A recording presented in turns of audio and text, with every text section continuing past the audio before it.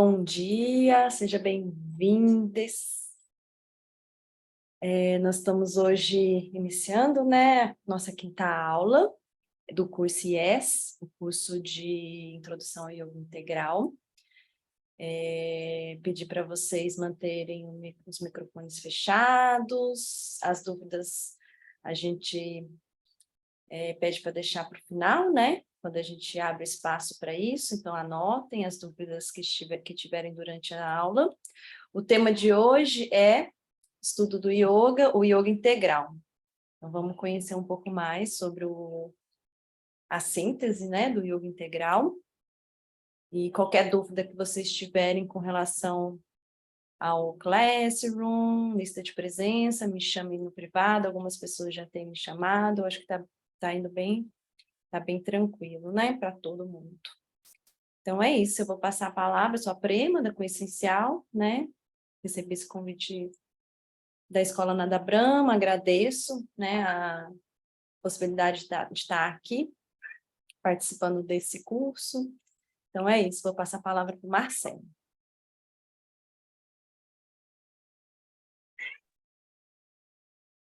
Bom dia a todos.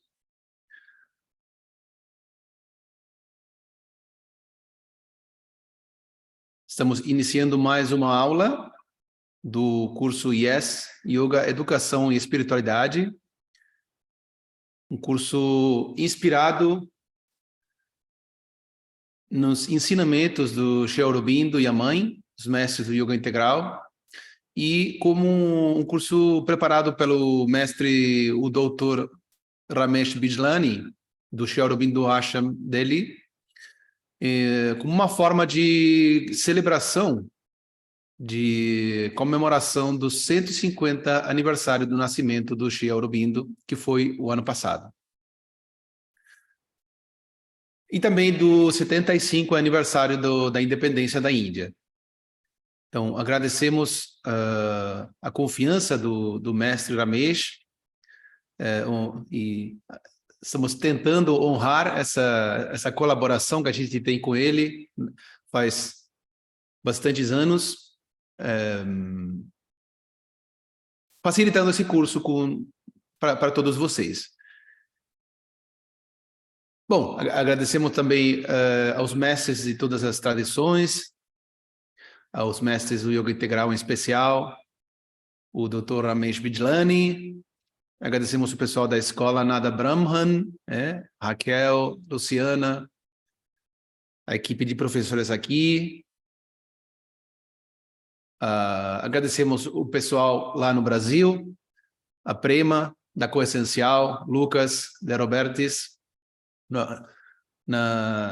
design, no apoio comunicacional e tudo mais. E principalmente por todo o amor e a alegria que estão colocando nesse curso e em tudo o que eles fazem, né? A gente sempre fala que o verdadeiro caminho do yoga, né? Que às vezes a gente se pergunta, qual é o caminho do yoga, né? Qual é o caminho do yoga? É Hatha, é Raja, é Tantra? O caminho do yoga é dar. Não importa como. Dar o que a gente tem para aquele que precisa, né? Então, além das técnicas, o caminho do yoga é dar, né? A gente está tentando, assim, cumprir o propósito da nossa vida, dando esse curso, né? A gente dá muitas coisas, mas esse curso é uma forma, um exemplo, uma oportunidade de a gente cumprir o propósito da nossa vida e dar alguns passos evolutivos em direção ao objetivo, né, da vida humana, né, do progresso espiritual. Então, por isso também agradecemos a todos vocês, porque a presença de todos vocês, a participação, nos dá a oportunidade de dar, né? Então, agradecemos a todos vocês. Bom, vamos lá para a aula de hoje. A aula de hoje é o Yoga Integral, né? Está dentro do tema das escolas de yoga. A aula de hoje é Yoga Integral. Vamos ver, mas só uma breve aclaração. a gente mudou o tema na aula anterior, por quê? Porque a gente precisava falar do yoga, do Gita, para falar do yoga integral, né? Então, por isso que a gente, na realidade, fui eu que errei na preparação da sequência e coloquei o número errado, né? Coloquei aula 5 e aula 4 integral. Mas só isso eu queria aclarar. Então, vamos lá para as apostilas e começar com o yoga integral. Áudio, vídeo, tá tudo ok?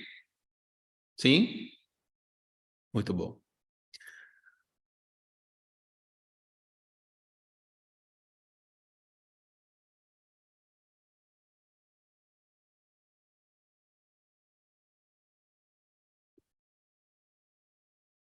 Os nossos pranams para a mãe e o Sri Aurobindo, os mestres do yoga integral.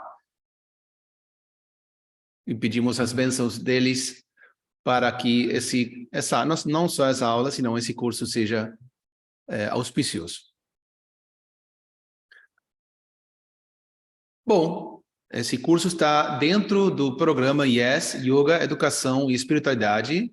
Lembrando sempre que a visão do curso, inspirado no Yoga Integral, é que Yoga é educação. A educação está incompleta sem a espiritualidade. E a espiritualidade, na prática, é Yoga. O tema de hoje tem a ver com Yoga Integral. Esse curso, não só essa aula, esse curso foi preparado pelo Dr. Ramesh Bijlani, foi dado em inglês e a gente está facilitando com a equipe esse curso pela primeira vez em português.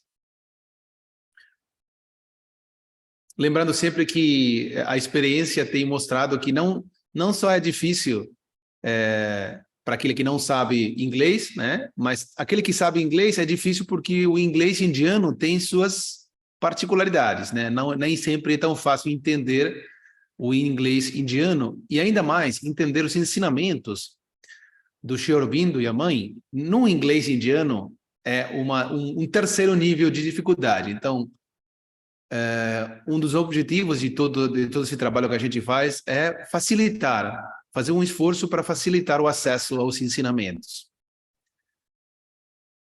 Bom, primeiramente, já vou anunciar que vou compartilhar um artigo, talvez no fim de semana, sobre esses temas, sobre o que é integral, né? E essa aula de hoje vai ser muito importante, por isso eu vou pedir especial atenção para quem tem interesse no yoga integral, na visão integral do yoga, porque essa aula vai abrir muitas áreas de exploração e aclarar muitos aspectos. Então, primeira coisa é yoga integral, é chamado de integral. Bom, o que é integral? Integral significa total ou completo. De fato, a palavra integral é a tradução em inglês da palavra que o Sri Aurobindo escolheu em sânscrito, e a palavra é Purna. Por isso é Purna Yoga. E o que significa Purna? Purna significa completo, e é uma palavra que é usada para indicar o absoluto. Aquilo que é o fundamento da existência, que é a essência de tudo quanto existe, aquilo é a única coisa que a gente pode chamar de completo. Então, a palavra Purna, Purnam, né, tem aquele mantra muito conhecido, muito tradicional, Om Purnamadav Purnamidam Purnat Purnam Mudachyate Purnasya Purnamadaya Purnameva Vashishyate. Fala o tempo todo fala disso, daquilo que é completo, da verdade da existência. Bom, então a palavra Purna, estou falando isso para a gente compreender que é uma palavra muito profunda. né? E, obviamente, o Sri Aurobindo usou essa palavra por alguma razão, né? Então, porque ele queria, de alguma forma, levar esse significado daquilo que é completo, que tem tudo dentro, que não deixa nada fora. Então, e esse espírito, esse perfume, vai estar sempre, até no detalhe mais específico do sistema da síntese, que é o yoga integral, esse olhar total ou completo vai estar sempre. Então, eu acho que uma das coisas mais importantes.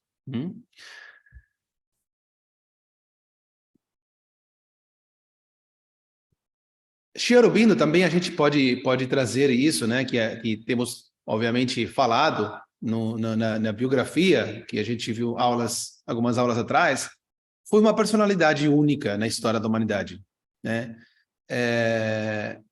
Não só para aqueles que nos inspiramos nele, mas realmente para o que ele fez foi muito especial. Foi uma personalidade única, praticamente incomparável. Por quê? Porque ele foi uma pessoa, vamos dizer, um ser humano de dois mundos. Ele, como a gente viu na biografia, ele teve uma educação desde criança, desde os 7 anos, passou vários anos a sua educação, né? Até os 20, 21 anos, na Inglaterra. Quer dizer que ele recebeu uma educação ocidental. Mas depois passou a maior parte da sua vida na Índia. Quer dizer, né? Ele nasceu na Índia, foi para o Ocidente, voltou para a Índia. Quer dizer, se tinha uma pessoa adequada para trazer uma visão universal da espiritualidade, era ele. Porque às vezes tem aquilo, né?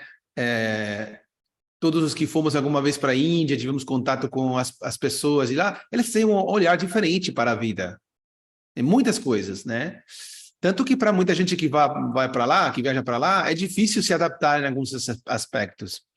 Então, e também isso acontece com o yoga ou com os ensinamentos, né, tradicionais, que às vezes fica difícil para o ocidental se adaptar às formas ou as tradições deles, ou a forma de olhar as coisas, leva um tempo se adaptar. Agora, o Sri Aurobindo, ele viveu, ele estudou, ele se formou no Ocidente, então conhecia bem, muito bem, qual era o olhar a aproximação para as disciplinas, etc, etc. Então, ele conseguiu fazer uma síntese que tivesse tudo dentro. Então, mais de 100 anos atrás, né, manifestasse uma síntese que ia ser não para aquele tempo, mas para o tempo que veio depois, né? Uma síntese necessária para o tempo que veio depois. Então, só para trazer assim aqui na apresentação, o yoga integral, ao ser uma síntese, ele tem, como a gente vai ver depois, mais para frente na aula, necessariamente tem que considerar a essência dos tipos tradicionais de yoga, mesmo que não seja um tipo de yoga, né? Então, dentro da síntese, que é o yoga integral, que é completo, total, vamos ter a essência do Hatha Yoga, que procura, vamos dizer, que usa principalmente para o caminho, né? Na procura da perfeição, que a gente já falou, o que isso significa, usa principalmente o corpo físico e o nível energético. Obviamente que sempre a mente vai estar, mas principalmente, por isso a gente fala de principalmente. E as técnicas que usa principalmente são asanas e pranayamas. Aí depois tem o Raja Yoga, que vai buscar mais a perfeição pela exploração da mente, né? E usa mais a meditação, ou os aspectos da meditação.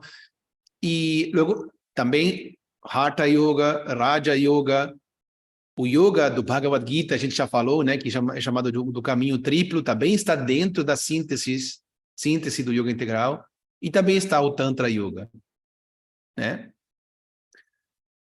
Mas a gente já pode falar também, para nos introduzir no yoga integral, que o yoga integral é mais, vamos dizer, o yoga integral é mais parecido, ou a gente poderia dizer, tem na sua base, principalmente no seu fundamento, o yoga do Bhagavad Gita, né? Tem todos, mas principalmente quer dizer, a ênfase é colocado no yoga do Bhagavad Gita, no caminho triplo, quer dizer, Karma Yoga, ação, Jnana Yoga, conhecimento, Bhakti Yoga, devoção.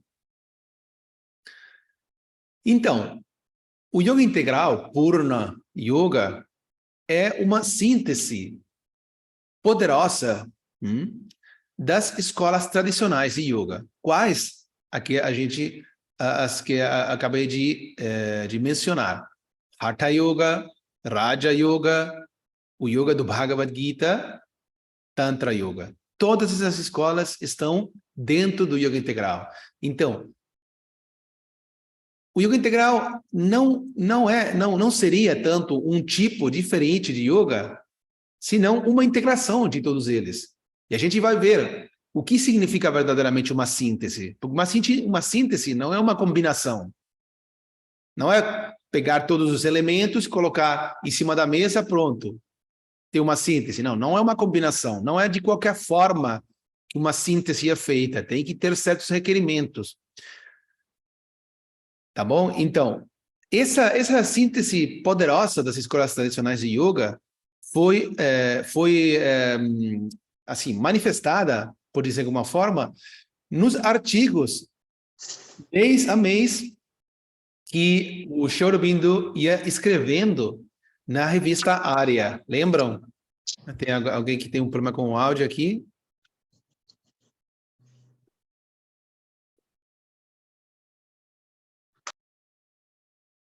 Pedimos, por favor, de manter os áudios em silêncio, senão fica saindo áudio aqui.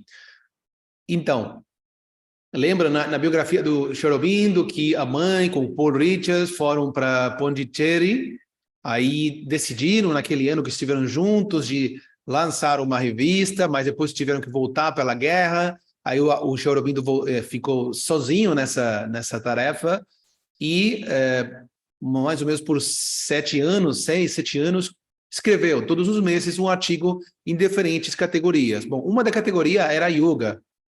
Então, esses artigos que ele foi escrevendo, depois foram compilados e formaram o livro, o grande livro, né, que é a base do yoga integral, que é a síntese do yoga. Né? Tem um livro que a gente vai ver no final, que é a síntese do yoga. Então, assim foi que aconteceu esse livro. Agora, o que é importante para compreender o yoga integral, antes de ir para os detalhes, é por que Aurobindo fez uma síntese. Foi uma ideia dele, ele pensou que não sei, que seria bonito fazer, tinha muito tempo livre, então vamos escrever alguma coisa sobre yoga. Não, realmente essas personalidades tão elevadas não fazem nada se não for estritamente necessário. Não vamos explicar aqui, a gente vai falar mais no curso, porque no curso de formação, porque leva muito tempo e precisamos explicar com muito detalhe. Mas a realidade, vou explicar muito simples, por isso eu vou pedir a máxima atenção de vocês para aproveitar muito essa aula. O Sri Aurobindo fala na síntese do yoga uma coisa muito interessante, que todas as disciplinas humanas, grandes ideias humanas, disciplinas humanas, começam com uma unidade, uma ideia original, integrada, uma unidade original, e depois, naturalmente, como essa ideia vai interessando as diferentes pessoas, e essas pessoas que são diferentes vão fazendo ênfase em diferentes aspectos dessa ideia original, então começa a ter especialidades. Não sei se eu posso falar em português, especializações. Sim? Correto? Bom, então começa a ter especializações. O exemplo mais comum é a medicina, né? A ideia original era uma ideia, vamos dizer, uma entidade integrada, aí depois começou a ter especialidades, né? Diferentes pessoas se interessam em diferentes aspectos da medicina integrada, vamos dizer. Aí, naturalmente, o que traz de bom a especialização é que aquelas pessoas que vão se interessando e criando especialidades vão olhando mais em detalhe aqueles aspectos e vão descobrindo coisas, vão avançando no conhecimento do detalhe. Isso traz muita coisa boa. Mas, ao mesmo tempo, tudo isso bom que a especialização traz, vai gerando uma distorção, ou várias distorções. A primeira é que, de tanto olhar o detalhe, esquece a essência original da ideia. E o segundo, e portanto, vai focar muito na parte material, na parte externa. Nas técnicas, nas metodologias, nas formas de aplicações. E, além disso, ao esquecer a essência original, que é uma unidade, então começa a perceber a desconexão com as outras especialidades. E aí pode ter competência, né, rivalidade, eu sou melhor, eu tenho a verdade, não, eu sou o original, tudo aquilo, né? Então, resumindo muito, né?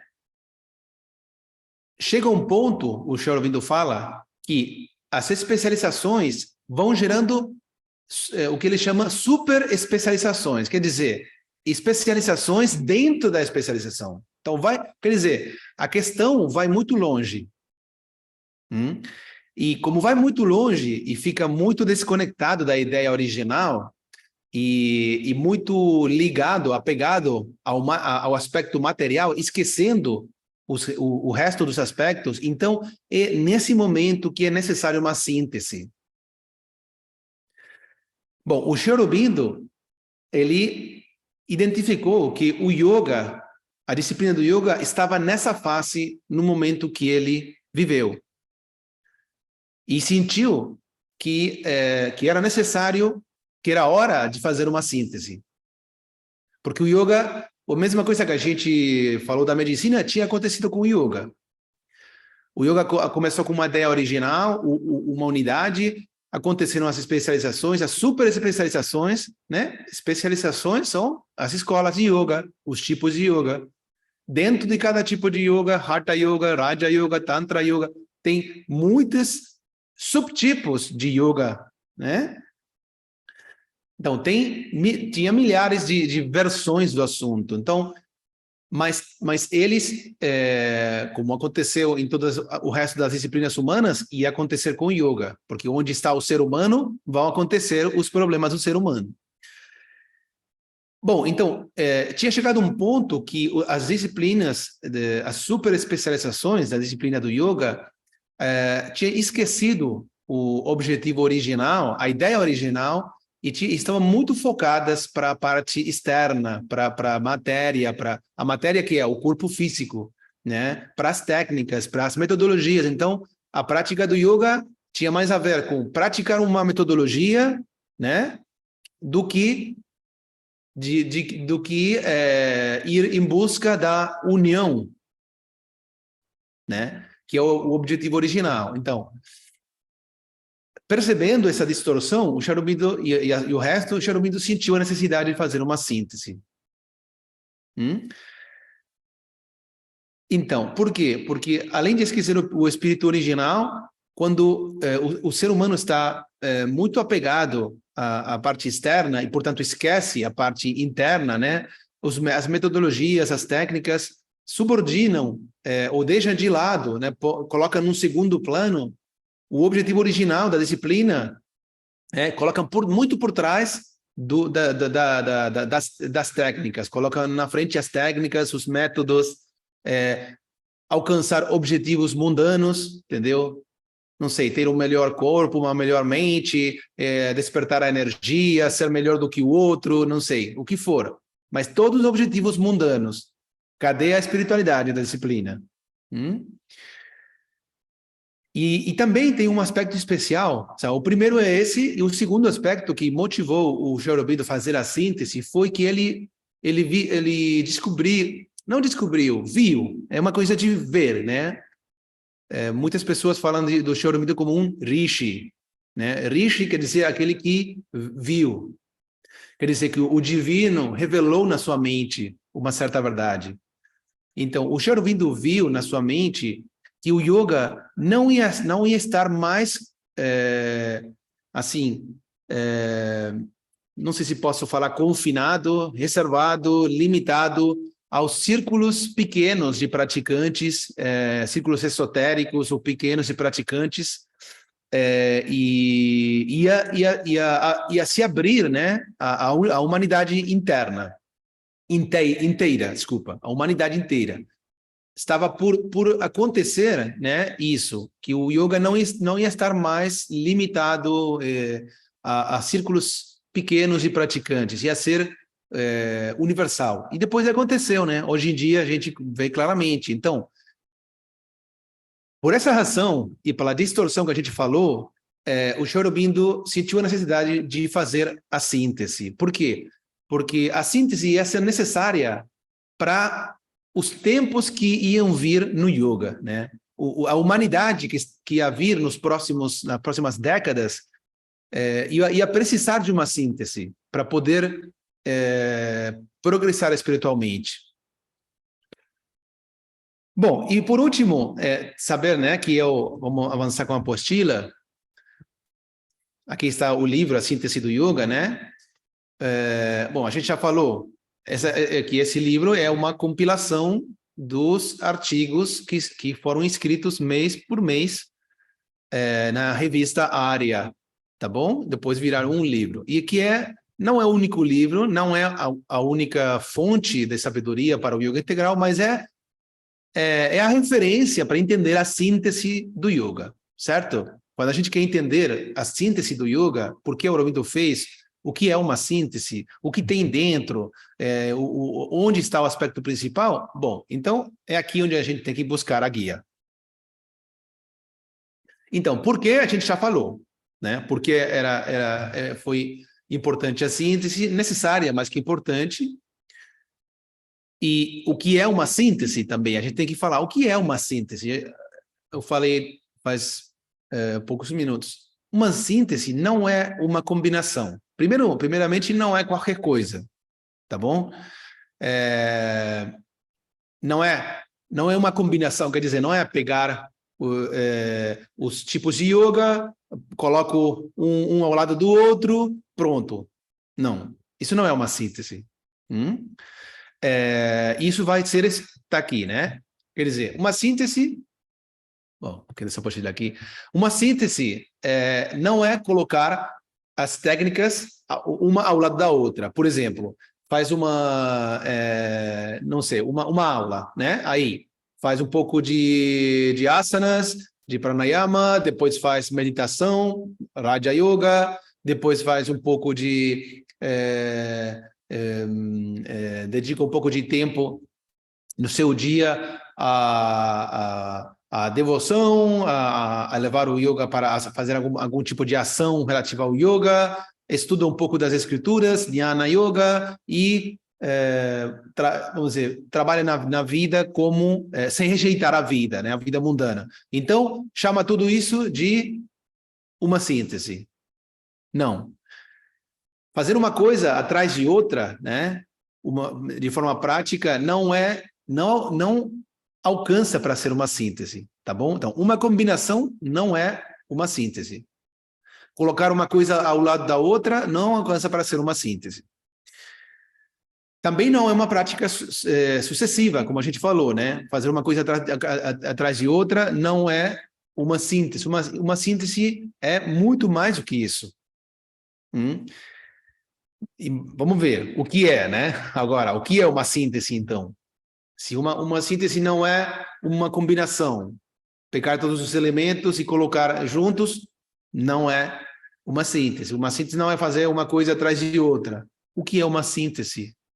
Então, levando em conta o princípio central de todos os sistemas e harmonizando-o com as características únicas de cada um. Quer dizer, para fazer uma síntese, vamos falar do yoga nesse caso, uma síntese só poderia acontecer se a gente pegar, considerar a essência quer dizer, o princípio central de cada tipo de yoga, Hatha Yoga, Raja Yoga, Tantra Yoga, Jnana Yoga, Karma Yoga, Bhakti Yoga, pegar a essência, o princípio central de cada tipo de yoga, e não só isso, senão harmonizar todos eles, vamos dizer, valorizando as características únicas que cada sistema tem. Quer dizer que não só tem que pegar o princípio central de cada um, trazer para a tua síntese, não só tem que valorizar as características específicas de cada tipo de yoga e considerar dentro da síntese, ainda tem que harmonizar todos eles numa, vamos dizer, numa unidade integrada. Quer dizer, uma síntese é uma unidade harmoniosa dos elementos que constituem a síntese, entendeu? Então, se você coloca as técnicas uma ao lado da outra, isso não é uma unidade harmoniosa, entendeu? Isso é uma combinação, tá bom? É colocar uma coisa, outra coisa, outra coisa, outra coisa. Não tem um fundamento que possa unir, harmonizar todos eles, tá bom? Então, uma síntese é isso, e foi o que o Sri Aurobindo fez com o yoga.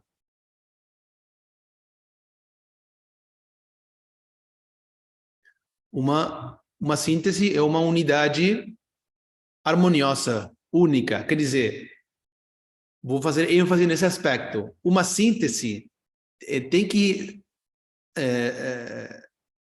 ser vista, a gente tem que poder ver essa síntese como uma unidade, não como elementos juntos, tá bom? Tem que ser uma unidade harmoniosa, tá bom? O corpo humano não é o fígado por aqui, o pulmão por lá, pulmões por lá, não sei, entendeu? Não, são diferentes elementos, mas estão. Você, quando olha para um corpo humano vivo, você vê uma unidade funcionando harmoniosamente. Bom, isso é uma síntese. Então, isso é o que Sri Aurobindo viu que era necessário no momento da história da disciplina do yoga, e foi o que ele fez. Agora, o princípio central, original, né, do yoga,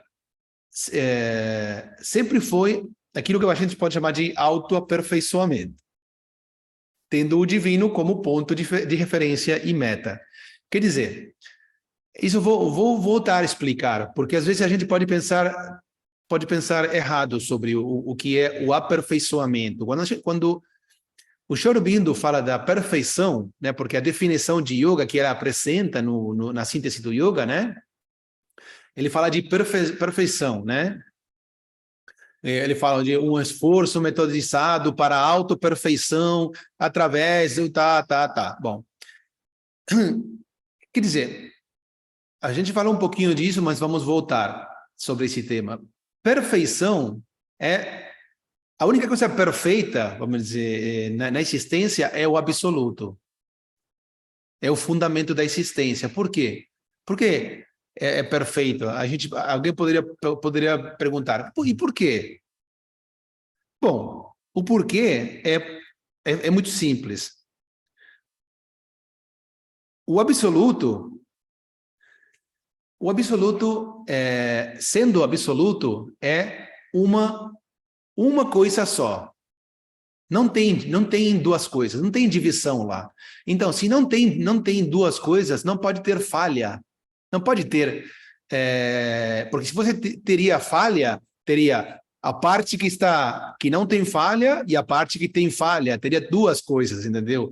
E não pode ter duas coisas porque só tem um. Ainda não existe a manifestação. Tá bom? É um pouco abstrato essa ideia, mas só para começar no assunto. Então, a única coisa perfeita é o que a gente chama de espírito, o absoluto, a essência da existência, tudo.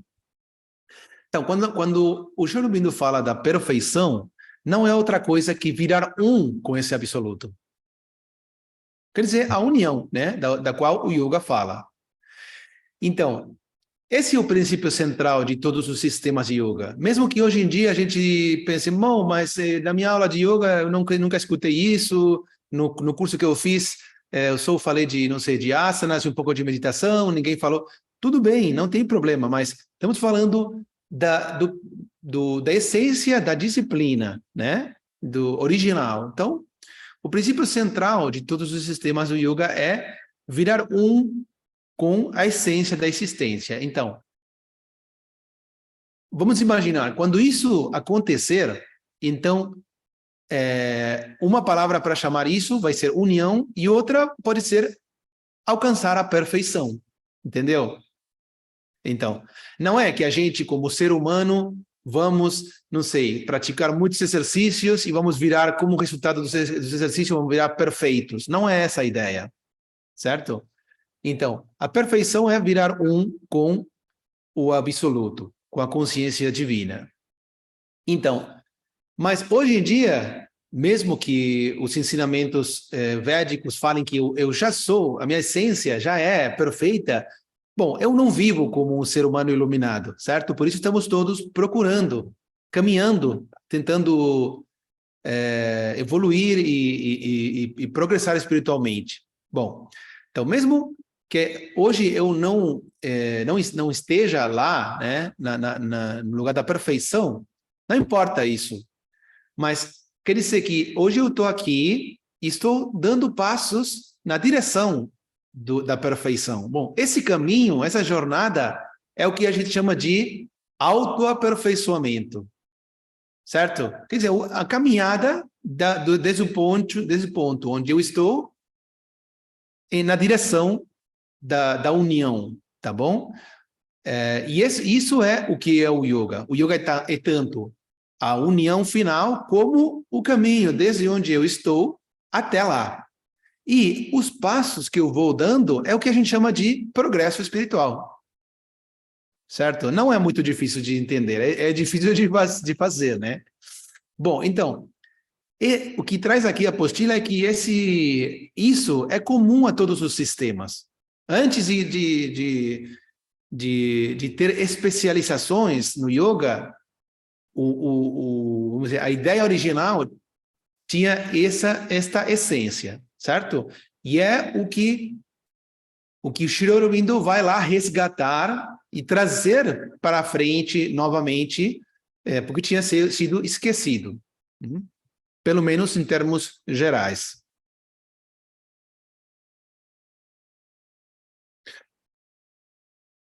Claro, cada tipo de yoga tem suas características particulares, né? E vamos dizer, está muito bem, não tem nada ruim nisso. Vamos lembrar um pouquinho o que a gente já falou. O Hatha Yoga, ele faz ênfase na perfeição física, quer dizer, atravessa o corpo físico. A gente já sabe o que é a perfeição, que é comum a todos os yogas. Mas o caminho, né, a ênfase está colocada na parte física, que no yoga integral, quando a gente fala da parte física ou do corpo, inclui a parte energética, tá bom? É o corpo mais a parte energética. O corpo físico propriamente falado, mas a parte física. E o corpo físico é muito importante, vamos dizer, o trabalho com o corpo físico. Por quê? Porque é nosso veículo nesse mundo. Temos que cuidar do corpo físico, temos que propiciar um corpo físico saudável. Sem um corpo físico saudável é muito difícil progressar espiritualmente, realmente. Então, é uma parte importante do yoga integral, não necessariamente fazer asanas todos os dias, mas sim o cuidado e a abordagem do corpo físico para propiciar um corpo físico saudável. Isso não é só praticar asanas, né? Tem a ver com a boa alimentação, um bom descanso, respeitar as características do meu corpo, a natureza, etc, etc. Mas o Hatha Yoga, no seu caminho, vai fazer principalmente uso das asanas, as posturas de yoga, e dos pranayamas. Isso não exclui outras técnicas. Estamos falando da área principal de trabalho. Bom, o Raja Yoga, né, o rei dos yogas, como é chamado, que também é chamado com esse nome, o Yoga de Patanjali, Ashtanga Yoga, chamado de Raja Yoga, procura a perfeição através da abordagem da mente, né? Chamada da perfeição mental. Obviamente, propiciar também uma mente saudável, porque sem uma mente saudável e um corpo saudável, não tem progresso espiritual, pelo menos um progresso considerável. Usa muito a exploração da mente e a técnica da meditação, né? Com tudo que isso inclui. E, bom, e além disso, o corpo com a energia e a mente a gente já falou disso, são nossos instrumentos para agir na vida, né? Então, mesmo sabendo que melhorar o funcionamento dos instrumentos não é suficiente para o progresso espiritual, né? É importante, né? Então, a gente quer trazer... Temos aí um áudio...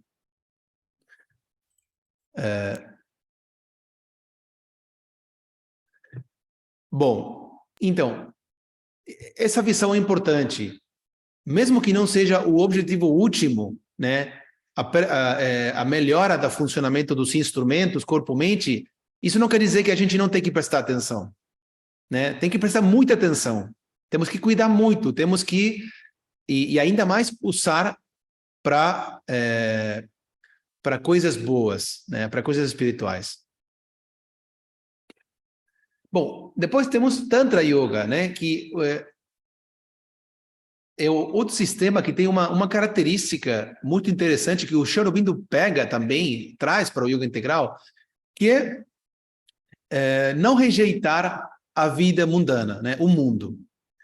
Sob a visão de que o mundo não pode ser uma ilusão, né? O mundo, o plano material e todas as coisas do mundo são uma manifestação do divino em forma de matéria, né?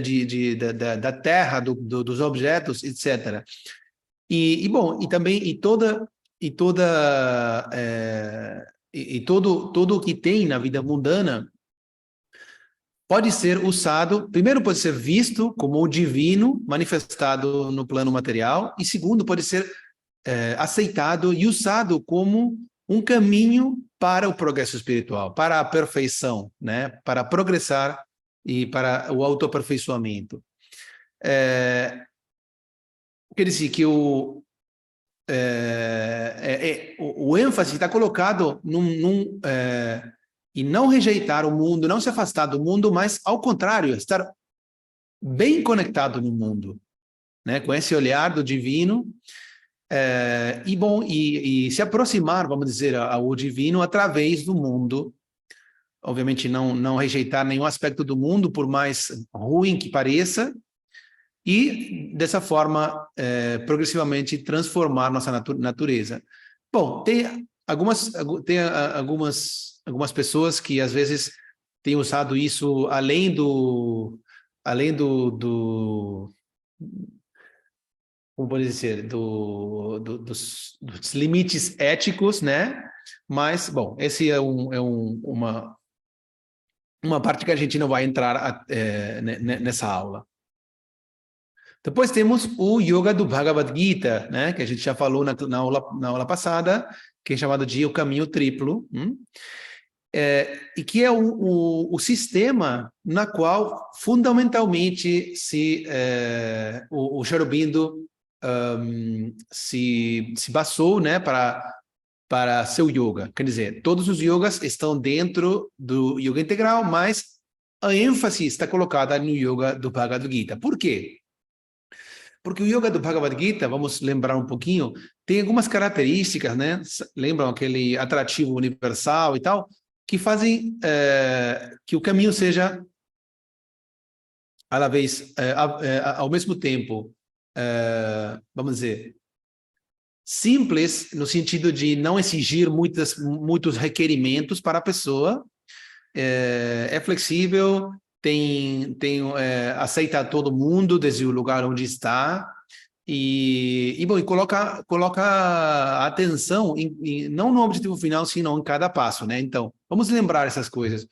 Primeiramente, o yoga do Gita é centrado no aluno, né? Não nas técnicas. De fato, não tem, além de falar no capítulo 6, né? O Shri Krishna falar sobre asana, postura na meditação e tal, não tem referências a asanas ou a técnicas específicas, né? É centrado no aluno, na pessoa, né? No que a pessoa pode fazer desde o lugar onde ela está para viver, para caminhar, né? No sentido de se aproximar àquela consciência divina. Bom, dá certa flexibilidade no caminho de começar no lugar onde é mais natural para a pessoa, de acordo com suas características, no lugar onde ela está, né? E no que ela faz, né? Quer dizer, mesmo trabalhando numa função, ou estando num lugar, ou num momento que não aparentemente teria nada a ver com o yoga, formalmente falando, mesmo assim pode começar. Pode começar a viver o yoga, a praticar o yoga. Também todos os alunos são aceitáveis, né? Não tem que cumprir com nenhum requerimento. Coloca a ênfase na direção, né? O que significa direção? Isso é muito importante, porque no yoga integral também está muito presente. Quer dizer, desde o lugar onde você está, caminhar, dar passos, não importa quantos, se são passos grandes ou pequenos, mas dar passos no sentido da perfeição. Quer dizer, da união da consciência individual com a consciência divina. Tá bom? Então, o que importa no yoga integral, que isso pega do Gita, não é se você está chegando mais perto da união, se está mais longe, se não sei, se conseguiu alguma coisa, se não conseguiu. Não é, o importante não é o destino ou o objetivo final, senão cada passo. Dar passos na direção da perfeição. E esses passos que a gente dá são chamados de aperfeiçoamento ou desenvolvimento, como cada um gostar. E, obviamente, é o compatível com a vida mundana. Por quê? Porque o yoga, a prática do yoga, no yoga do Gita e, obviamente, no yoga integral, tem uma visão mais ampla do que o tradicional. Quer dizer, praticar yoga não é só ir na aula de yoga e fazer asanas, pranayamas, meditações, mantras. A prática de yoga, de fato, a palavra sadhana, a prática, é fazer todas as nossas ações com atitude yógica. Só vou fazer um parêntese aqui para a gente perceber por que isso é assim. Vamos pegar as técnicas do yoga. Quando a gente pratica asana, asana é um movimento corporal, certo? Ou todos os movimentos físicos do yoga. Não é um movimento corporal, é um movimento que a gente faz com o corpo físico, certo? Sim. Bom, então, é uma ação física, certo? Bom, quando a gente faz pranayama, né? Pranayama é feito voluntariamente. a respiração é uma função física. Então, continuamos, é uma ação física, certo? Muito bem. Quando a gente faz uma meditação, né? E vai se concentrar nisso, naquilo, leva a mente para cá, para lá, estamos fazendo voluntariamente. Isso é uma ação, porque somos nós que estamos fazendo, mas não é uma ação física, é uma ação mental, certo? Bom, quando a gente recita mantra audivelmente, por exemplo, estamos recitando, pronunciando palavras. Isso é uma ação. Estamos agindo, não com o corpo e com a mente, senão com a voz. Então, é uma ação verbal. Então, ações físicas, ações verbais, ações mentais, é tudo que a gente pode fazer. Não podemos fazer mais do que isso em termos de ações, correto? Bom, agora,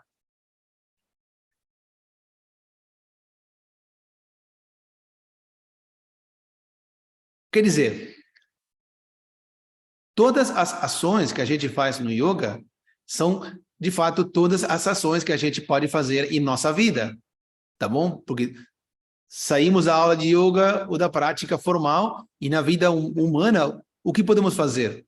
O que fazemos? Ações físicas, ações verbais quando falamos, ações mentais quando pensamos, por exemplo.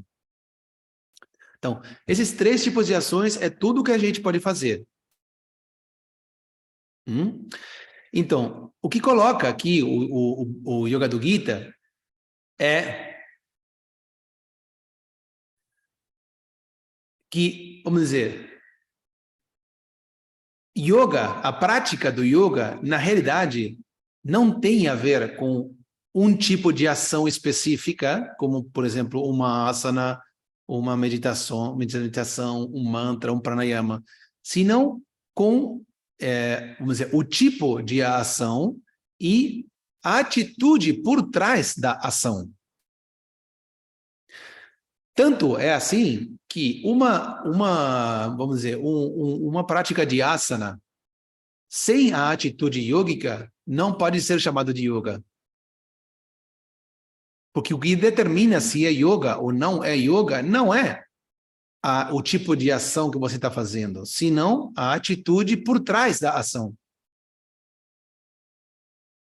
Da mesma forma, se vamos dizer, você pode fazer qualquer movimento ou ação na vida, física, verbal, mental, que não tem nada a ver com o yoga no sentido formal, mas é feita com o espírito do yoga e pode ser totalmente chamado de yoga. Essa é a compreensão que o Bhagavad Gita traz. Então, o yoga, a prática do yoga não depende de um tipo específico de ação, posturas, meditações, mantras, que são muito boas, senão que o yoga depende da atitude yógica que está por trás da ação. Então, quer dizer que a prática do yoga não está limitada pela prática formal. Uma pessoa que talvez, imagina, tem pessoas que não têm sintonia com recitar mantras, não gostam de meditar, não têm afinidade com fazer posturas. Então, o quê? Essas pessoas ficariam fora do yoga? Não, então, você não presta, vamos dizer, você não tem as qualificações para praticar yoga porque não tem isso, aquilo. Se o mesmo Shri Krishna, né, fala no Bhagavad Gita que tem 4 tipos de devotos: os miseráveis, aqueles que querem alguma coisa, aqueles que estão inquisitivos, né, que estão curiosos por conhecer o divino, e aqueles que têm algum conhecimento do divino. Então, tem 4 tipos de devotos, e ele fala, todos são aceitáveis. Se qualquer um que vir em busca de mim é aceitável. Então, se o Shri Krishna, né, fala isso, qual ser humano pode dizer mais do que isso? Quem pode dizer, você não pode fazer essa disciplina? Por quê? Porque não gosta de asana. Então, se o Shri Krishna falou isso, então a gente não pode falar menos do que isso. Entendeu? Então, quer dizer que todo mundo está qualificado para a prática do yoga, sempre que compreender que a prática do yoga não está limitada pelas técnicas formais do yoga. A prática do yoga, na realidade, é fazer as ações físicas, verbais, mentais com a atitude yógica, que é de conexão com o divino, o ser. Essa é a visão que traz o Bhagavad Gita e que o Sri Aurobindo e a mãe coloca muito ênfase. Por quê? Porque eles consideram que limitar a prática do yoga, sadhana, para as técnicas formais do yoga é uma distorção que aconteceu na história do yoga e que é preciso eliminar. Quem tiver... E a parte é muito natural, né? Imagina, o que mais natural que... Bom, para quem tem afinidade, pratica... quem tem afinidade com asana, pratica asana. Quem tem afinidade com meditação, pratica meditação. Quem tem afinidade com outras técnicas, pratica outras técnicas. E quem não tem afinidade com isso, pratica outra coisa. Entendeu? Mas todo mundo está no caminho do yoga. Então, por que vamos exigir, forçar alguém? É contra a natureza das coisas. Né? E já sabemos que ir contra a natureza das coisas nunca dá certo. Bom, agora sim, então. Quais são as características do yoga integral? As características do yoga integral são, vamos dizer, uma espécie de conclusão, né, da integração, da síntese, né, que é o yoga integral.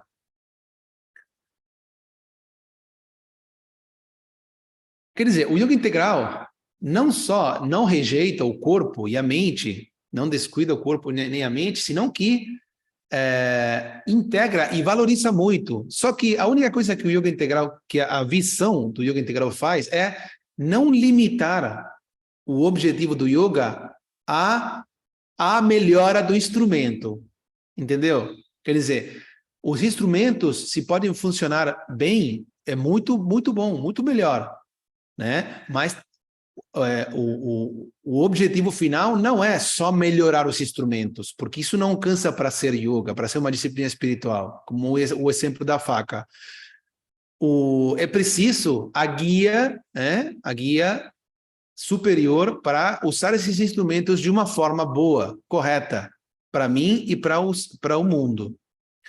Então, como a gente já falou, cuidar do corpo no yoga integral é chamado de cultura física, né? Não tem a ver somente com fazer exercícios, senão com um bom descanso, uma boa alimentação, uma boa respeitar a natureza do meu corpo, os momentos, cuidar. Por exemplo, uma coisa que eu lembro sempre, né?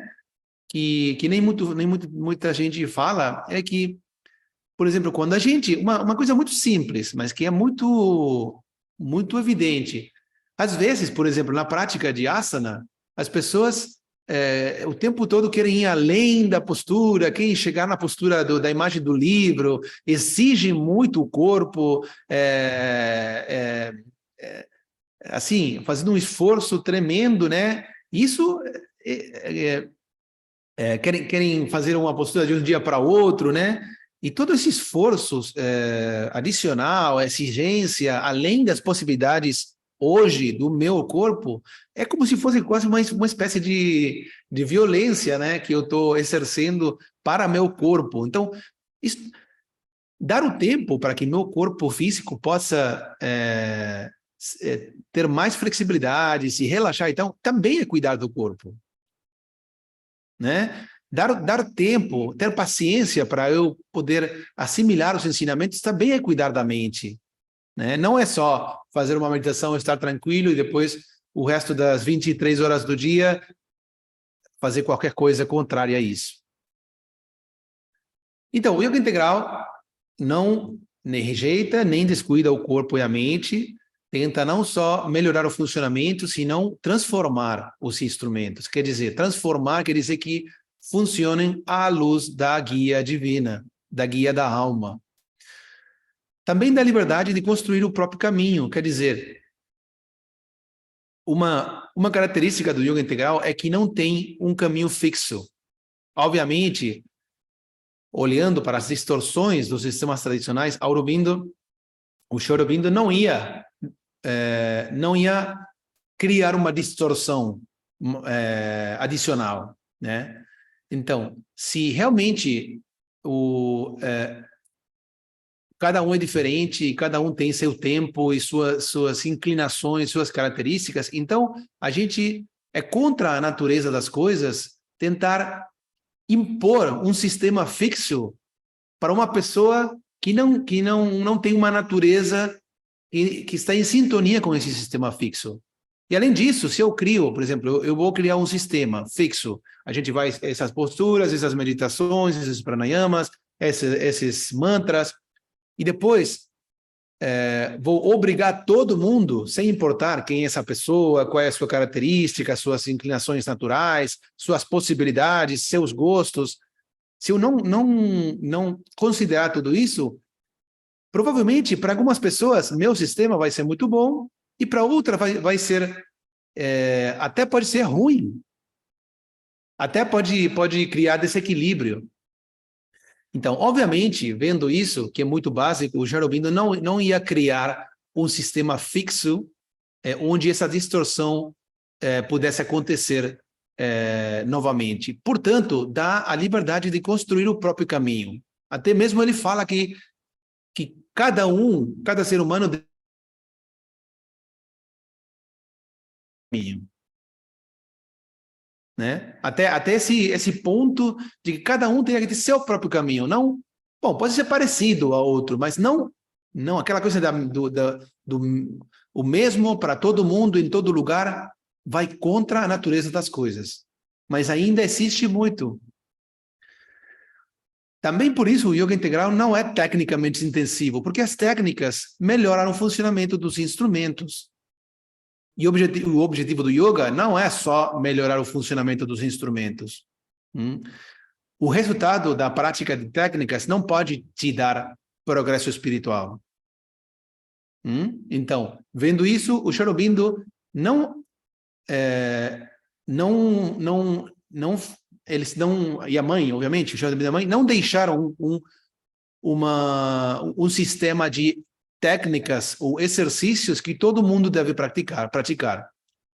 Eles aceitam as técnicas, valorizam os efeitos, os benefícios que elas têm no corpo, na mente, e deixam a escolha para a pessoa. Se a pessoa precisar e se beneficiar das técnicas, muito bem. Mas se não se beneficiar, também tudo bem. Quer dizer que não é estritamente necessário a prática de técnicas no yoga integral para a evolução. Obviamente, na maioria dos casos, sempre todos necessitamos, e é bom fazer. Mas se não for bom fazer, podemos, como a gente falou, praticar de outra forma. Então, e por isso é que o yoga integral, mesmo aceitando as técnicas, não faz ênfase, não favorece nenhuma técnica e também não rejeita nenhuma técnica. O yoga integral, pegando do Bhagavad Gita e do Tantra Yoga, obviamente não rejeita o mundo, quer viver no mundo e quer transformar o mundo para que seja, e também não rejeita a vida mundana, né? E, obviamente, desse ponto de vista de que tudo é o divino manifestado no plano material e que, mesmo que essencialmente seja o absoluto em forma de ser humano, de árvore, de animal, mas não expresse totalmente essa divindade essencial, o yoga integral busca a transformação humana, né? Quer dizer, viver cada vez mais guiado pela alma, transformar e purificar os instrumentos e agir no mundo como um instrumento do divino e colaborar, né, para a transformação da humanidade. Então, essa última frase de toda a vida é yoga é muito importante, uma frase do Sri Aurobindo, porque quer dizer que não só que aceita toda a vida, senão que todas as situações da vida são uma oportunidade para aprender, para o progresso espiritual, principalmente as situações ruins, né? Então, e que se a gente tiver essa visão de deixar de ver coisas como boas ou ruins, ou problemas, ou aquilo, Então, a gente pode aproveitar as situações, porque, de fato, a gente vai falar mais na frente no curso, quando a gente fala de karma, né? Quer dizer, todas as ações que a gente faz têm um resultado. Bom, a gente já teve muitas vidas, então, o resultado das nossas ações passadas, né, em vidas passadas, podem se apresentar nessa vida como situações boas ou situações ruins.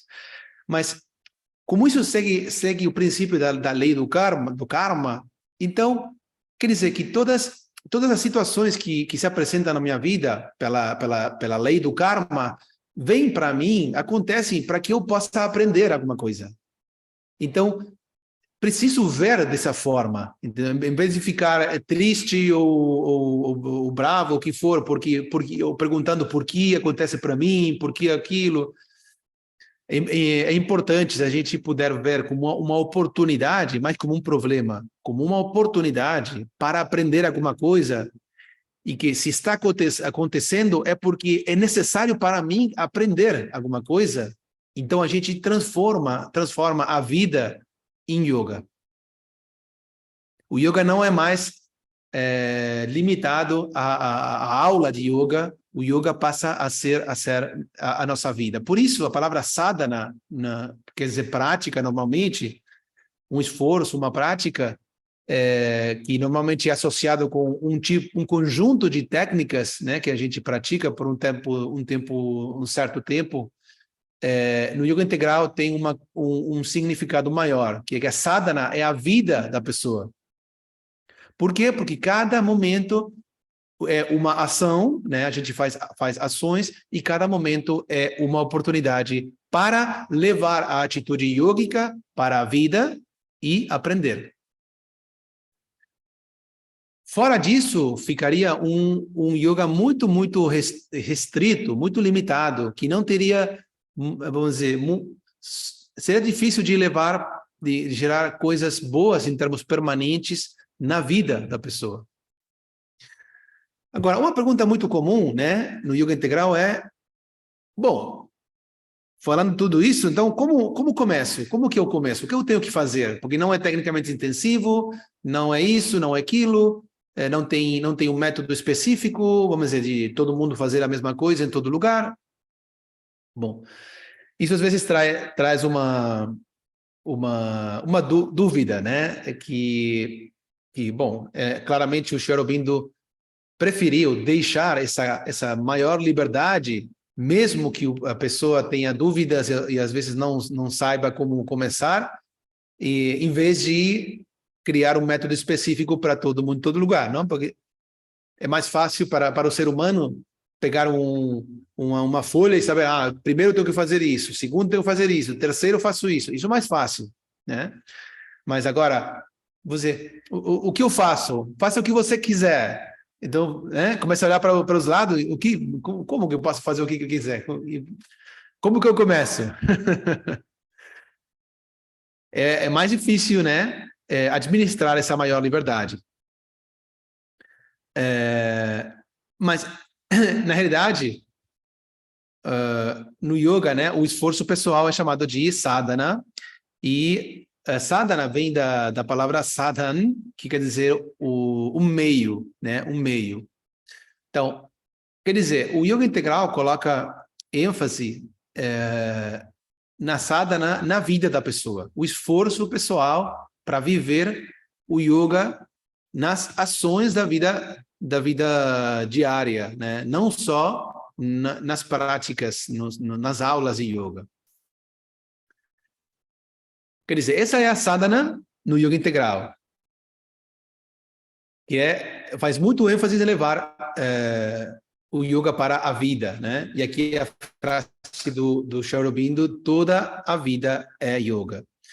Mas aqui podemos falar de uma conexão que tem as práticas, né, com a vida. Claro, quando a gente pratica a parte formal do yoga, as técnicas, e começa, né, a levar a atitude yógica para as técnicas, depois, se a gente conseguir fazer na aula, bom, pelo menos vai ser um pouco mais fácil levar para a vida, né? Vamos imaginar, não sei, A atitude yógica tem a ver com fazer o melhor que a gente puder, nesse caso no exercício, mas fazer com relaxamento, fazer com entrega, fazer com conexão, né, com a alma, etc., fazer com concentração. Bom, tudo isso a gente pode levar para a vida. A gente faz um asana dessa forma, mas também podemos fazer qualquer ação no nosso trabalho, na oficina, em casa, com a família, com amigos, e levar tudo isso que a gente praticou na aula. A concentração, a entrega, a consciência, o relaxamento, dar o máximo, mas com desapego do resultado, entendeu? Então, dessa forma, a gente pode levar para cada momento da nossa vida e para cada detalhe. E o que o Sri Aurobindo anunciou foi que, nesse fato da sadhana do yoga integral, que é o yoga na vida, não só na aula, a transformação é muito mais rápida para acontecer. Quando a gente fica só na aula, depois é mais difícil levar para a vida. Então, não transforma a nossa vida, é mais difícil, a evolução demora mais tempo. Então, dessa forma, levando o yoga para a vida, a evolução da pessoa é muito mais rápida e muito mais profunda. É como um yoga acelerado, uma evolução mais acelerada, através da metodologia. Bom, como é que a gente leva um pouco do que a gente falou, de que toda a vida é yoga, né? O que a gente faz na vida? Bom, temos as ações que a gente faz, como a gente falou agora, né? O tipo de trabalho que a gente faz, que é muito bom entender isso. Por quê? Porque olha só que interessante. Não depende do trabalho que eu faço. Eu posso fazer qualquer tipo de trabalho, né?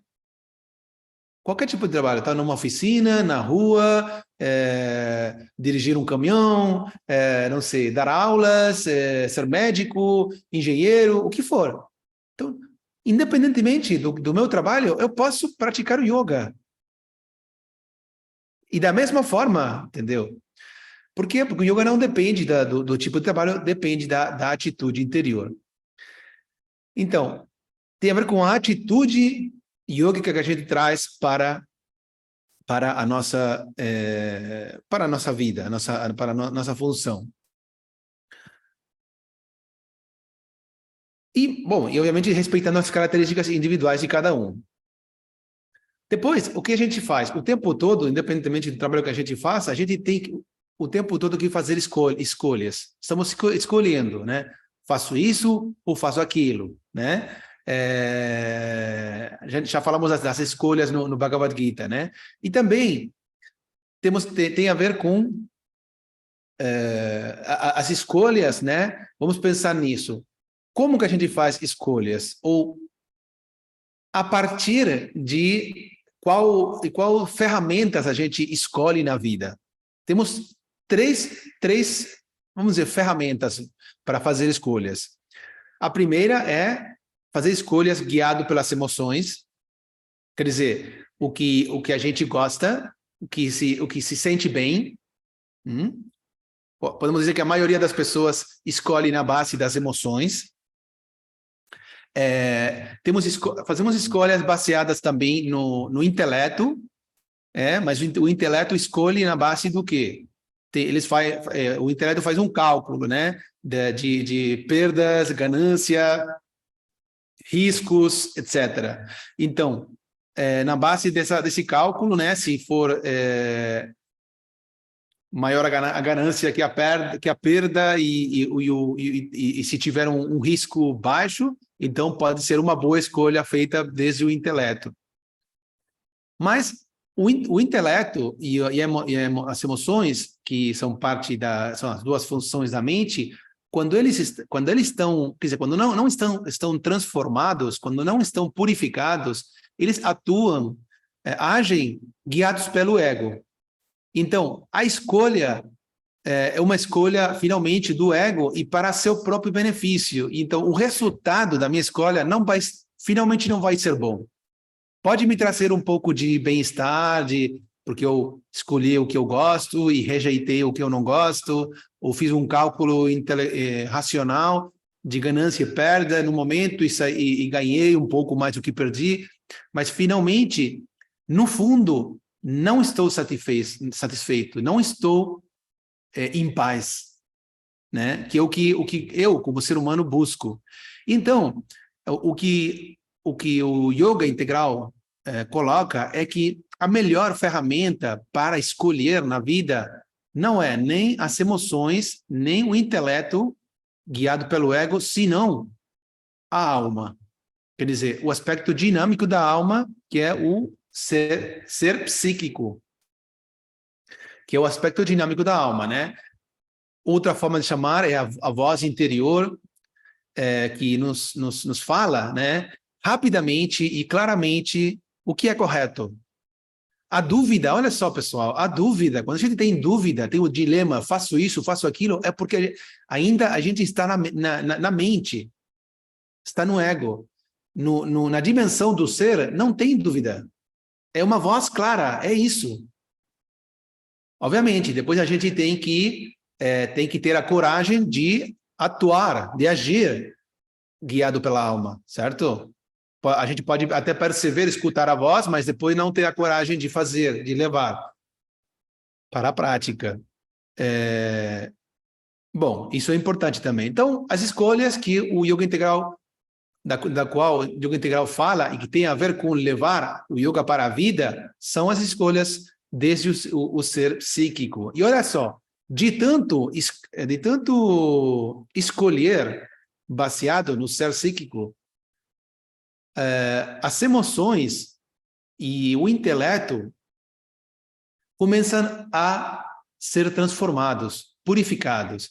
Quer dizer, que começam a falar a mesma mensagem, a mesma voz e o ser psíquico. E como é chamado, como se chama, vamos dizer, essa harmonia entre o ser psíquico, o intelecto e as emoções, e obviamente o corpo que vai executar as ações, como se chama disso? União.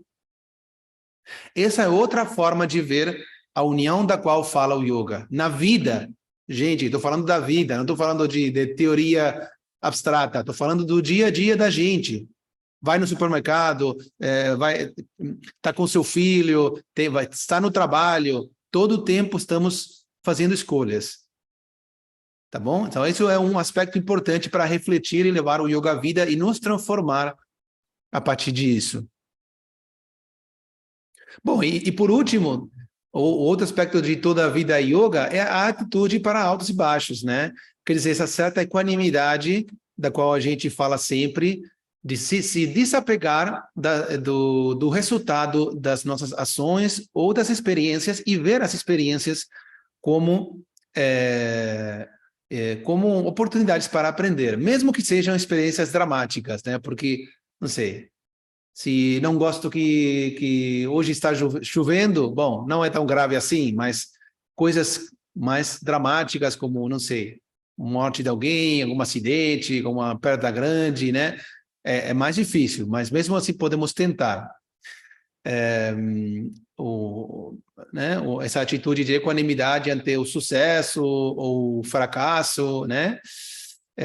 Tem a ver exatamente com a atitude de yoga na vida, de receber as experiências como uma oportunidade para aprender, como um presente do divino, e compreender que se acontece, isso é muito importante. É para a gente realmente refletir, meditar e levar para a vida. Se acontece na minha vida, é porque eu preciso aprender alguma coisa disso para evoluir. Nada vai acontecer pela ordem universal, que é perfeita, nada vai acontecer na minha vida que não tenha a ver com o meu crescimento pessoal. Tudo é uma oportunidade para aprender. Pense muito nisso.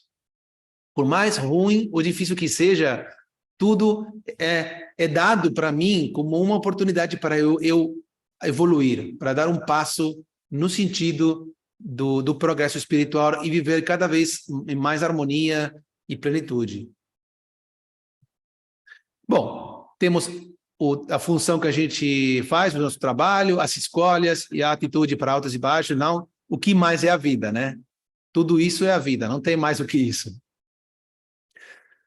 Bom, aqui tem uma frase do Savitri, do Sri Aurobindo, que é muito linda, né? Não vamos refletir, só vamos ler. Vou deixar para vocês refletirem. Em relação a toda a vida é yoga, né? Teus atos são teus ajudantes. Todos os eventos são sinais. Acordar e dormir são oportunidades dadas a ti por um poder imortal. Assim, tu podes elevar teu puro espírito invencível até se espalhar para o céu em uma grande calma vespertina. Indiferente e gentil como o céu, que aumenta lentamente no caminho a uma paz atemporal. Sri Aurobindo no seu poema Savitri. Continuamos então na sadhana no yoga integral. A sadhana tem, mesmo que não tenha um sistema rígido de técnicas, tem como, vamos dizer, pilares, indicações gerais do que tem que ter, né, a sadhana. Não importa qual técnica você pratica, mas sim importa que esses pilares estejam ali, né? A primeiro é a aspiração, né? A aspiração que é um desejo de evolução. A gente tem que sentir o desejo de progressar espiritualmente. Por isso é chamado de um desejo desejável, um desejo positivo. Porque tem desejos que não são tão bons às vezes, né? E quer dizer, o desejo de dar aqueles passos, né, no sentido da união com a consciência divina. Desde onde a gente está, né, esses passos que formam o autoaperfeiçoamento, o progresso espiritual. Se a gente não tiver o desejo, se nem sequer tiver interesse nisso, então, vamos dizer, é muito difícil realmente qualquer tipo de yoga. Segundo pilar é a rejeição, quer dizer, rejeitar tudo o que aparece, tudo o que quer obstaculizar minha jornada nesse movimento desde onde eu estou na direção da perfeição. Normalmente, esses obstáculos se apresentam como sentimentos negativos, né? É muito comum nas diversas tradições espirituais falar dos 6 inimigos, né? Que a gente pode, assim, muito brevemente escrever que são os 6 inimigos, as emoções negativas, que são os obstáculos que a gente tem que rejeitar, o desejo, né? O desejo baseado no ego,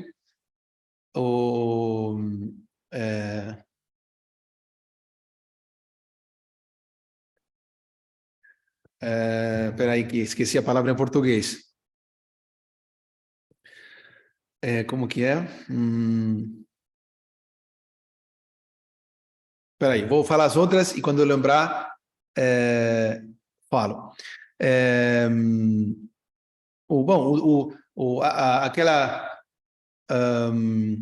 O apego, a arrogância, o ciúme, né?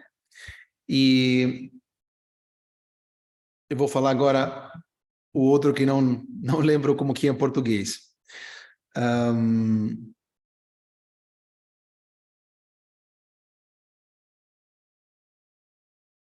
Raiva seria, então. Tá bom? Desejo, raiva,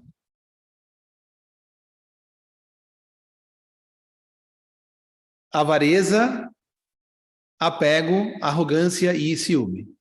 Esses seriam 6. Desculpa, mas não tinha esquecido a palavra. Bom, então, rejeitar tudo isso é parte do segundo pilar do yoga integral. E não só rejeitar, quer dizer, assim como eles aparecerem, eliminar, senão substituir essa palavra, cada um desses por seu oposto, né? Por seus opostos, sentimentos positivos opostos a isso. E o terceiro é a entrega. A entrega. A entrega é o mais importante. Até o Jordan fala que a entrega vamos dizer, é como o primeiro passo e o último no yoga, né? A entrega. Mas a entrega não feita como uma obrigação, nem feita de forma inconsciente, senão voluntária e com alegria, né? Compreendendo o valor e a importância da entrega, né? E só para falar da entrega, que é um tema muito amplo, né? Que o Sri Aurobindo sempre fala de uma tríada que é fé, sinceridade e entrega, né, como condições essenciais que têm que ir juntas para o progresso espiritual, né? Sem confiança não tem como ter entrega, sem fé não tem como ter entrega, sem sinceridade muito menos. Sem fé e sinceridade a entrega não pode ser total. Então esses são os 3 pilares do yoga integral. Depois temos as 4 ajudas, né? Quer dizer, elementos que vão nos ajudar na jornada, né? Na sadhana do yoga integral. E esses 4 elementos são muito importantes. O primeiro é guru, né? Vamos dizer, mestre. Guru, na realidade, a definição é aquele que elimina a ignorância. Isso quer dizer guru. Gu, quer dizer ignorância, Ru, aquele que elimina a ignorância sobre si mesmo. O guru é necessário para todo mundo, né? Mesmo aquelas pessoas que tiveram iluminações espontâneas ou grandes personalidades da história, mesmo que não precisavam de um guru, eles adotaram um guru. Guru é sempre importante porque é como se fosse uma ponte, né? Entre o aluno, a pessoa e o divino. É como uma ponte que permite comunicar a influência do poder divino para o aluno. É como se fosse um canal, né? E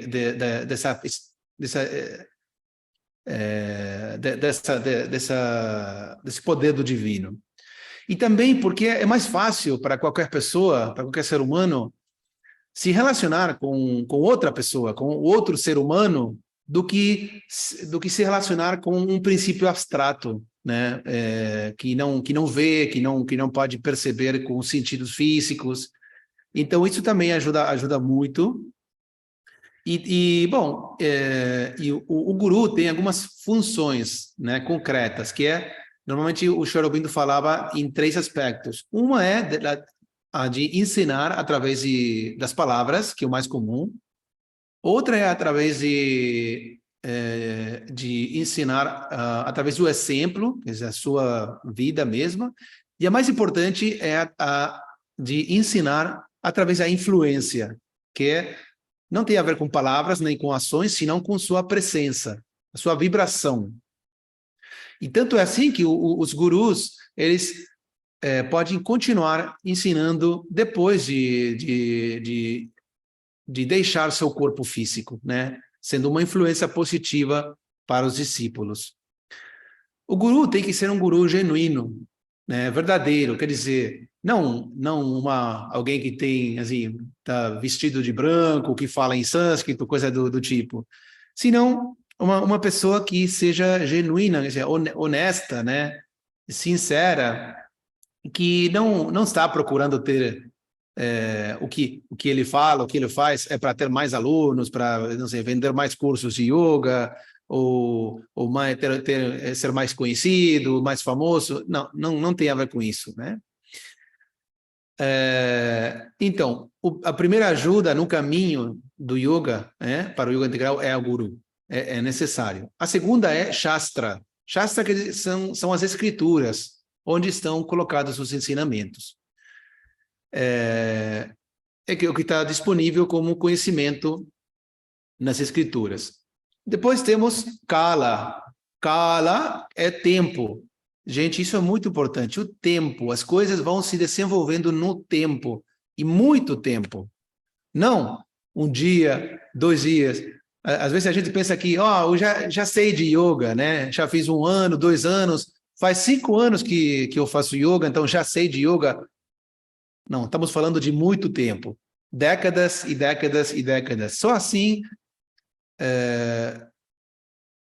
o conhecimento pode ser assimilado e vivido, né, no dia a dia. Então, isso não quer dizer que a gente não possa falar nada nem fazer nada, mas ao mesmo tempo que a gente vai caminhando, podemos compartilhar o pouco ou muito que a gente tem assimilado de uma forma sincera e amorosa com quem a gente puder, entendeu? Sempre aprender e compartilhar. Então, o tempo é uma ajuda, né, no sadhana do yoga integral. E o último é utsaha, que quer dizer esforço, mas mais especificamente quer dizer entusiasmo. Quer dizer, através da compreensão, né, da visão da existência, da visão espiritual do mundo, a gente faz, as coisas que a gente faz, tem por trás, vamos dizer, uma certa paixão, né, por fazer. Quer dizer, estão involucradas as emoções, né? Então, vem um entusiasmo especial para fazer o que a gente tem que fazer e que pode ser propiciado exatamente por isso, sabe? Quando a gente, não sei, tem uma visão mais ampla do mundo, tem coisas que começam a acontecer. A gente sente um amor mais universal pelas pessoas, pelas formas de existência, tem vontade de fazer coisas boas, sente também um desejo de compartilhar, como a gente está fazendo agora, sem pensar em dinheiro nenhum, sem pensar em que a gente vai receber nada, a gente faz com muita alegria e muito entusiasmo, porque a gente faz como uma oferenda para o divino, né?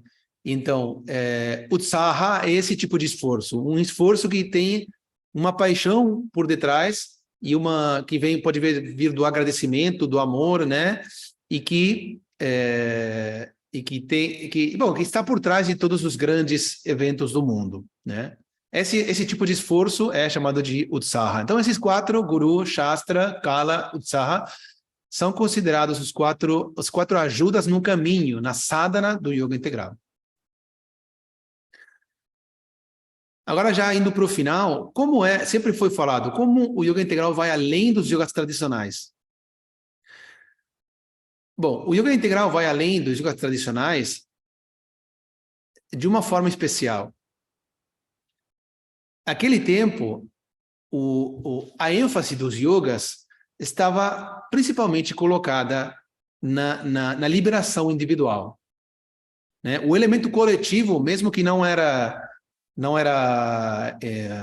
vamos dizer, não era estranho, existia, mas não estava colocado tão visivelmente, tão na frente como o Sri Aurobindo e a mãe colocaram. Mas a ênfase estava na liberação individual. Agora, no yoga integral, o Sri Aurobindo e a mãe colocaram ênfase na elevação coletiva da consciência humana, como objetivo final do yoga integral. Quer dizer, no yoga integral, o objetivo final não é a liberação individual, senão que a liberação individual é um meio para a elevação da consciência da raça humana. Quer dizer, uma transformação. E essa elevação da consciência da humanidade traria uma mudança, né, na natureza humana, uma transformação do mundo. Essa transformação do mundo, num mundo mais harmonioso, mais feliz, etc., é o verdadeiro objetivo do yoga integral. Dessa forma, vai além dos yogas tradicionais. Então, de novo, integrando o yoga integral, não descuida o corpo, nem a mente, dá a liberdade de construir o próprio caminho, não é tecnicamente intensivo, não rejeita o mundo, não rejeita a vida, toda a vida é yoga. O objetivo está além da salvação individual e é um yoga coletivo. Isso é a síntese do yoga integral. Bom, apresentado de outra forma, o yoga integral é aberto a todos, aceita todas as escolas, aceita todas as técnicas, não insiste em nenhuma, aceita todas as partes do ser, aceita toda a vida, usa toda a vida para o yoga, muda toda a vida e alcança a todos. Yoga integral é integral de várias maneiras, né? Bom, vamos ver agora, como sempre fazemos, algumas perguntas, né? Nesse caso de verdadeiro ou falso. No yoga integral, a pergunta é, yoga integral, os asanas são aceitáveis, mas não indispensáveis. Verdadeiro. Asanas melhoram o funcionamento do instrumento, corpo, energia, mente, mas não são indispensáveis. Porque o objetivo não é a melhora do corpo, do instrumento, senão a transformação do ser humano. Mais uma. Verdadeiro ou falso? Yoga integral é mais do que outros yogas, porque não é preciso... É mais fácil, desculpa, que outros yogas, porque não é preciso renunciar à vida mundana. Falso. Mesmo que é verdade, no yoga integral não é preciso renunciar à vida mundana, isso não faz o yoga mais fácil, de fato pode ser até mais difícil, né? Só mencionar a dificuldade, né, para administrar toda a liberdade que o yoga integral dá. Yoga integral tem um máximo de semelhança com A. Hatha Yoga, B. Raja Yoga, C. Tantra Yoga, D. Yoga do Gita. Tem máxima semelhança com o Yoga do Gita. E os motivos a gente já explicou bastante em detalhe. O Yoga integral tem uma técnica única para A. Realizar asanas, B. Pranayama, C. Meditação, D. Tudo o que precede e nenhuma das anteriores. Yoga integral não tem uma técnica única para nada.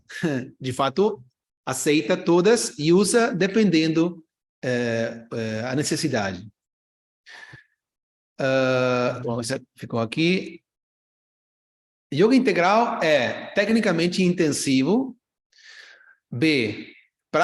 É uma prática sucessiva de todas as escolas tradicionais de yoga. C. Desenvolvimento maior da parte mental do ser. D. Compatível com a vida mundana. D. Compatível com a vida mundana.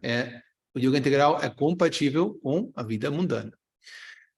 Mais uma. No yoga integral, os asanas são A. Necessários, mas não suficientes. B. Necessários e suficientes. C. Nem necessários nem suficientes. D. Nenhuma das anteriores. No yoga integral, então, os asanas são nem necessários nem suficientes. São usados, mas se não for preciso, pode ser usar outras técnicas ou nenhuma técnica. Bom, leitura sugerida, o capítulo 6 do livro do mestre Ramesh, que fala de yoga integral, o yoga tudo em um. Esses capítulos a gente tem disponibiliza no curso de formação, que a gente tem já traduzido esse livro do mestre Ramesh.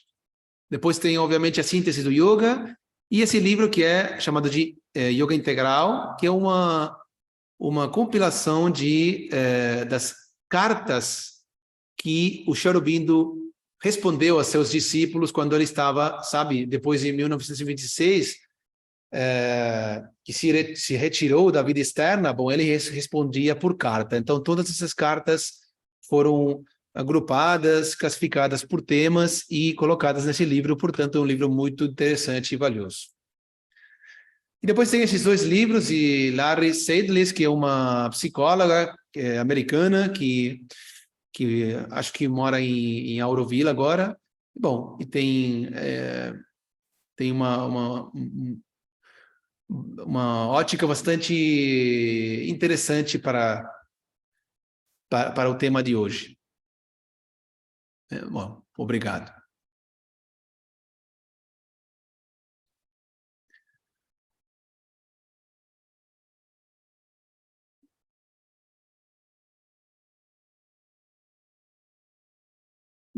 Muito bom. Se tiver alguma pergunta ou comentário, esse é o momento.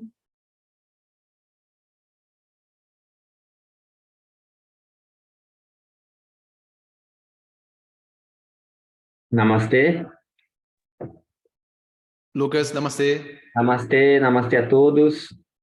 Não levantei a mão, maestro, não sei se volto Tudo para bem, o tudo bem. protocolo, tá? Gratidão. Um encontro lindo, maravilhoso, né? Eu tenho uma pergunta com relação à palavra desejo, né? Que você comentou sobre esse obstáculo espiritual, que é o desejo que vem do ego. Né? Eu queria entender se há uma forma de conseguir discernir esse desejo que vem do ego e também se o desejo espiritual, né, que não é outra coisa senão que o desejo de se autoaperfeiçoar individualmente para conseguir naturalmente ter um impacto mais positivo na vida do nosso entorno, do coletivo, se esse tipo de desejo é válido e como identificar esse desejo. Essa é a minha pergunta. Muito bom. Bom, normalmente, o desejo que tem a ver com o ego, não, vamos dizer, o problema não é o desejo. O assunto é que o desejo não tem fim. O desejo baseado no ego não tem fim. E a satisfação que dá, satisfazer o desejo é muito transitória. Então, mantém a pessoa, assim,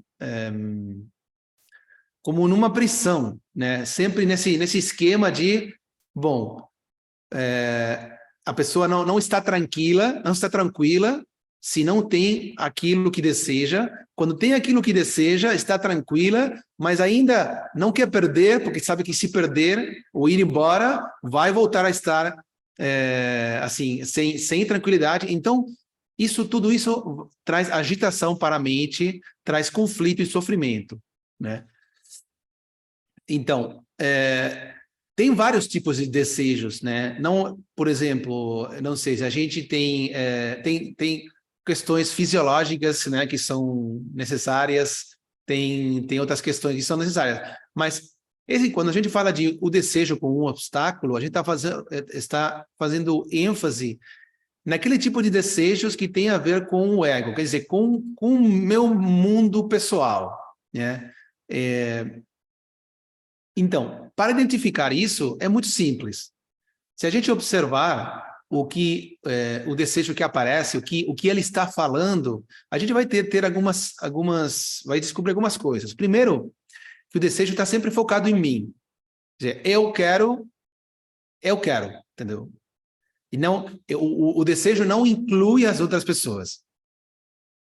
E até não, para esse desejo, não importa se no fato de eu ir em busca da satisfação desse desejo, eu faço alguma coisa que seja ruim para outra pessoa. Porque eu estou muito fechado em mim. Isso não acontece só para as pessoas comuns, também acontece para os praticantes de yoga. Quando a gente está muito fechado, né, na sua prática de yoga, então pode até fazer coisas contrárias a yoga né, para o objetivo do yoga, né? Dizer, não, tenho que praticar. Então agora é a minha prática. Então, né, sai daqui, sai da frente. Então, uma das características que tem esse tipo de desejos que viram um obstáculo é que o beneficiário da obtenção do desejo sou eu. Só eu. Né? A segunda característica é que vai estar sempre baseado em não só em mim, na minha individualidade, senão em algum tipo de dependência emocional, que é como que eu falei, de que eu sinto que eu preciso isso para alguma coisa, para me sentir bem ou tal, e que eu estou procurando isso para ter um pouco daquela plenitude que eu quero ter na minha vida, e também que sempre tem alguma característica do tipo de algum tipo de alguma análise tipo de ganância, perda, entendeu? Quero obter alguma coisa que eu sinto que eu não tenho, tá bom? A partir da satisfação desse desejo. Quer dizer, a distorção, evidência a distorção original. Então, é bastante fácil de identificar. Só de perceber, né, que tem a ver só comigo, com o meu mundo pessoal, já dá para perceber que é um desejo do ego. O desejo não é ruim, só que a sequência de seguir essa dinâmica não vai trazer o que a pessoa procura e não vai trazer nada realmente bom, nenhuma paz mental duradoura para mim, nem para todos, nem para o resto. E o desejo vamos dizer, esse desejo, essa aspiração é outro tipo de desejo, porque claramente vem da alma. E como eu percebo que vem da alma, porque não tem essa dinâmica que a gente falou, individual. Geralmente o desejo é um desejo muito mais, não é tanto de um objeto, de uma pessoa, de uma situação específica, senão que é muito mais amplo. Tem a ver com coisas mais amplas, que incluem aos outros. Que tem a ver com coisas mais duradouras, né?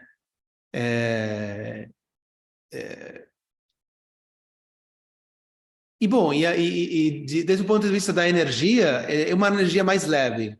A energia do desejo e do ego é uma energia assim, mais pesada, né? mais densa.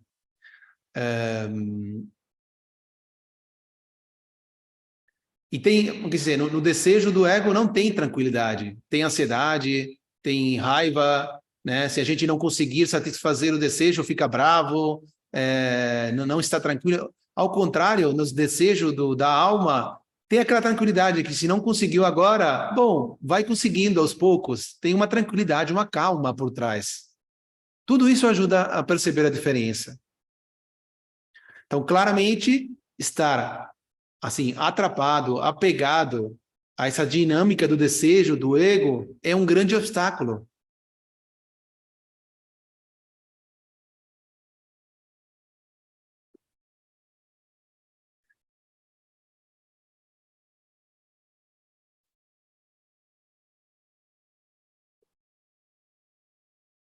Mais alguém? Quer perguntar alguma coisa? Marcelo, a Aline, que tinha levantado a mão aqui, ela saiu e falou que traz a pergunta na próxima aula, que ela precisou sair. Ah, tudo bem então. Vamos ter mais aulas. Bom, se não tiver mais perguntas, vamos encerrar aqui, então. A gente se vê amanhã para a próxima aula.